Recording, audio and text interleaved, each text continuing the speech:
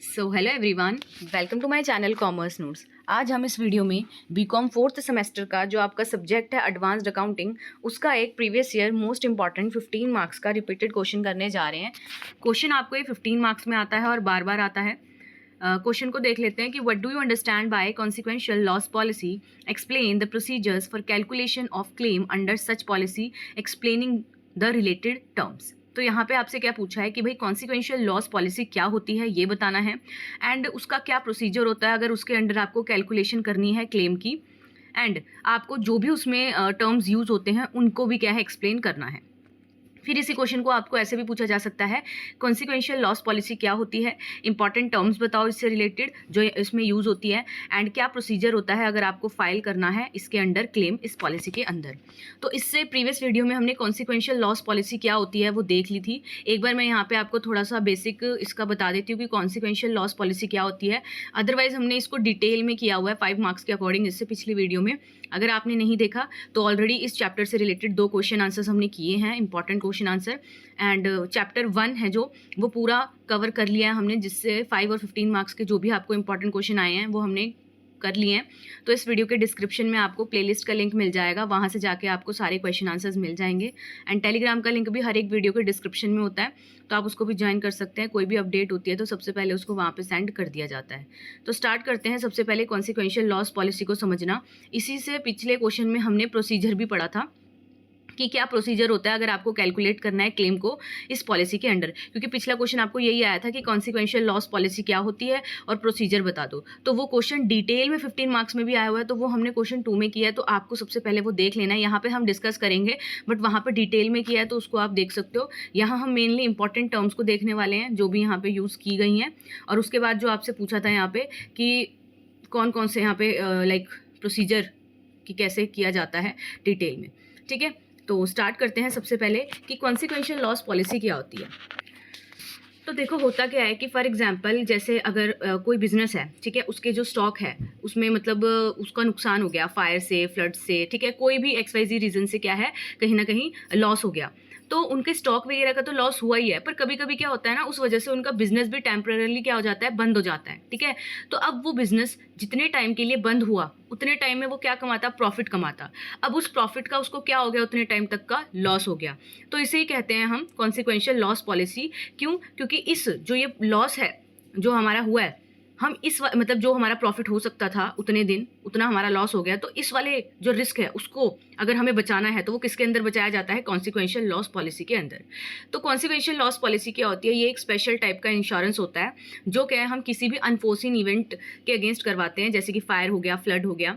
ठीक है, तो क्योंकि इनकी वजह से क्या है बिजनेस को लॉस हो सकता है, बिजनेस कुछ टाइम तक बंद हो सकता है, तो उस टाइम वो जो प्रॉफिट कमा सकता था वो क्या है अब नहीं कमा रहा, तो इस वाले प्रॉफिट का जो लॉस हुआ है उसको कवर अप करने के लिए जो पॉलिसी आती है, जिसके अंडर इंश्योरेंस करवाया जाता है, जिस पॉलिसी के अंडर इसको कवर किया जाता है, उसी का नाम होता है कॉन्सिक्वेंशियल लॉस पॉलिसी। क्योंकि जो गुड्स होंगे उसके अगेंस्ट तो आप क्या है इंश्योरेंस करवाओगे ही करवाओगे, बट कुछ टाइम के लिए जो आपका बिजनेस बंद हुआ था उस टाइम पे जो प्रॉफिट कमा सकते थे वो प्रॉफिट अब आप नहीं कमा पा रहे हो, तो इस वाले रिस्क को भी आप कवर करवा सकते हो इस पॉलिसी के थ्रू। एग्जाम्पल आप देख सकते हो, एक फैक्ट्री है जिसमें मान लो फायर लग गई है, अब फैक्ट्री ने क्या है इंश्योरेंस करवाया हुआ है और उसको क्या है इंश्योरेंस का पैसा मिल जाएगा, बट मान लो उसकी वजह से कुछ टाइम तक बिजनेस बंद रहा, तो उसका क्या, अब वो वाला जो प्रॉफिट वो कमा सकती थी वो कहाँ गया। तो ऐसे टाइप का जो लॉस होता है इसको क्या है फेस किया जाता था। तो जो ये प्रॉफिट हुआ उसका लॉस नहीं हो गया कुछ टाइम के लिए, तो जैसे अगर हम ये भी कह सकते हैं, मान लो कुछ टाइम के लिए आपका जो बिजनेस है वो बंद हो गया, तो अब उस टाइम तक आपको अपने एम्प्लॉयज़ को सैलरी तो देनी पड़ेगी, बेशक आपका बिजनेस नहीं चल रहा है, आपको रेंट देना ही पड़ेगा उस जगह का, इलेक्ट्रिसिटी क्या है देनी पड़ेगी, उसका जो होती है चार्जेस होते हैं। तो ये लॉस हो रहा है उतने टाइम के लिए, जैसे प्रॉफिट हो रहा है ना, तो प्रॉफिट तो अब नहीं कमा पा रहे हो आप, ये तो अलग बात होगी। एट द सेम टाइम उस टाइम तक आपको कुछ आपके फिक्स्ड एक्सपेंसेस भी है जो आपको देने ही देने हैं, तो इन चीज़ों को क्या है, ये जितनी भी चीज़ें होती हैं इन सबको क्या किया जाता है, हमारा इस चीज़ में कवर किया जाता है। ठीक है, तो इसी लॉस को क्या बोलते हैं, कॉन्सिक्वेंशियल लॉस पॉलिसी बोलते हैं, कॉन्सिक्वेंशियल लॉस बोलते हैं, और ये किसके अंडर कवर होती है, कॉन्सिक्वेंशियल लॉस पॉलिसी के अंडर कवर होती है, ताकि बिजनेस क्या है फाइनेंशियली स्टेबल रहे, क्योंकि वो इन चीज़ों का भी लॉस क्या है उस टाइम बेयर नहीं कर सकता। ठीक है, तो होप कॉन्सिक्वेंशियल लॉस पॉलिसी के आपको पता हो गई। अब important terms used in consequential loss policy, तो अब हम देखते हैं कि कौन कौन सी यहाँ पे जो टर्म्स हैं वो हमें देखने को मिलती हैं। सबसे पहले आता है ग्रॉस प्रॉफिट। तो ग्रॉस प्रॉफिट क्या होता है, बिजनेस का ये टोटल प्रॉफिट होता है जिसमें नेट प्रॉफिट के साथ स्टैंडिंग चार्जेस को भी क्या किया जाता है, ऐड किया जाता है, ठीक है, जो भी आपने इंश्योर्ड करवाए थे। नेक्स्ट आता है आपका नेट प्रॉफिट। तो नेट प्रॉफिट क्या है, जो एक्चुअल प्रॉफिट बचता है सारे एक्सपेंसेस को निकालने के बाद, तो ये क्या होता है, आपका नेट प्रॉफिट होता है। फिर आपका यहाँ पे स्टैंडिंग चार्जेस है। स्टैंडिंग चार्जेस का मतलब होता है वो खर्चे जो बिजनेस बंद होने के बाद भी क्या आपको देने पड़ेंगे ही पड़ेंगे, जैसे रेंट आपको उस जगह का देना पड़ेगा, सैलरी देनी पड़ेगी, इंश्योरेंस प्रीमियम आप दे ही रहे हो, इलेक्ट्रिसिटी बिल देना पड़ेगा, अगर कोई एडवर्टाइजमेंट है, प्रिंटिंग स्टेशनरी है, लोन पे इंटरेस्ट है, डेप्रिसिएशन है, ठीक है, ये सारे कुछ खर्चे होते हैं जो कि आपको देने पड़ते हैं, उन्हें कहते हैं उन्हें आप क्या बोलते हो, स्टैंडिंग चार्जेस। तो यहाँ पे ये दे रखे हैं, आप क्या इन्हें पढ़ सकते हो। फिर आता है आपका नेक्स्ट टर्म है जो इंडेमनिटी पीरियड, कितने टाइम तक का आपने इंश्योरेंस, मतलब आपको कितने टाइम तक इंश्योरेंस का कवर मिलता है, यूजुअली ये मैक्सिमम 12 महीने का होता है। फिर आपका नेक्स्ट टर्म है इसमें पीरियड ऑफ क्लेम, जब तक बिजनेस क्या है, बंद है, जब तब तक क्या आप क्लेम कर सकते हैं, मतलब जब तक आपका वो बिजनेस बंद है ना, तो तब तक आप इसको क्या कर सकते हो, क्लेम कर सकते हो। नेक्स्ट है आपका रेट ऑफ जीपी। तो जो रेट ऑफ जीपी होता है वो क्या है, हमारा ये फॉर्मूला है रेट ऑफ जीपी निकालने का, कि नेट प्रॉफिट है जो भी, उसमें इंश्योर्ड स्टैंडिंग चार्जेस को प्लस कर दो और डिवाइड कर दो टर्नओवर से, और रेट निकालना है तो इंटू 100 कर दो, ठीक है। सेवंथ आपकी जो टर्म है वो है एनुअल टर्नओवर। तो पिछले 12 जो मंथ है उनका क्या है, टोटल रेवेन्यू आपका कितना हुआ है वो लेते हैं इसमें। फिर आता है आपका standard turnover versus actual turnover. तो क्या होता है स्टैंडर्ड टर्नओवर, स्टैंडर्ड टर्नओवर का मतलब जैसे फॉर एग्जांपल फायर या लॉस होने से पहले आपका पिछले महीने का, पिछले साल का कितना टर्नओवर था, मतलब कि जब ये फायर हुई लगी या लॉस हुआ आपका, उससे पिछले 12 महीने का आपका कितना टर्नओवर था, वो होता है स्टैंडर्ड टर्नओवर। और एक्चुअल टर्नओवर होता है जब जो बिजनेस का लॉस पीरियड है उसके दौरान क्या है, ये कह सकते हो उस दौरान जो वो कमा रहा है, मतलब जब वो क्या है इंडेमनिटी पीरियड में जो कमा रहा है उसे हम बोलते हैं एक्चुअल टर्नओवर, ठीक है। तो होप आपको ये भी जो इंपॉर्टेंट टर्म्स यहाँ पे यूज़ की जाती हैं वो समझ आई होंगी। अब हम नेक्स्ट देख लेते हैं क्या प्रोसीजर है अगर आपको फाइल करना है claim under consequential loss policy. Point यहाँ पे ध्यान रखना है आपसे, एक तो यहाँ पे हमने कॉन्सिक्वेंशियल लॉस पॉलिसी पढ़ी, ये जो सेकंड टॉपिक है ना कि procedure for calculation of claim, यहाँ आपसे प्रोसीजर पूछा है कैलकुलेट करने का क्लेम। तो कैलकुलेट करने का जो क्लेम का प्रोसीजर है वो हम इससे प्रीवियस वीडियो में करके आ चुके हैं, वो आपको देख लेना है। इंपॉर्टेंट टर्म्स हमने अभी कर लिए हैं। और अब जो है ये है procedure to file a claim, कि अगर आपको फाइल करना है कि भाई आपका मान लो वो लॉस हो गया है, तो अब आप जा रहे हो और आपको क्या है वो क्लेम चाहिए, तो कैसे आप फाइल करोगे, क्या प्रोसीजर होता है, अब हम उसका प्रोसीजर पढ़ रहे हैं ना कि कैलकुलेशन का। तो ये चीज़ें आपको पता होनी चाहिए, ठीक है। तो चलिए स्टार्ट करते हैं कि कैसे क्या प्रोसीजर होता है फाइल करने का एक क्लेम इस पॉलिसी के अंडर। तो लेट्स स्टार्ट। तो सबसे पहला पॉइंट है नोटिफाई द इंश्योरेंस कंपनी। सबसे पहले आपको क्या है नोटिफाई करना पड़ता है इंश्योरेंस कंपनी को, उन्हें बताना पड़ता है। तो स्टेप 1 में हम क्या करते हैं, जैसे ही लॉस किसी बिजनेस को होता है वो तुरंत इंश्योरेंस कंपनी को क्या है इन्फॉर्म उसको करना पड़ता है, ठीक है।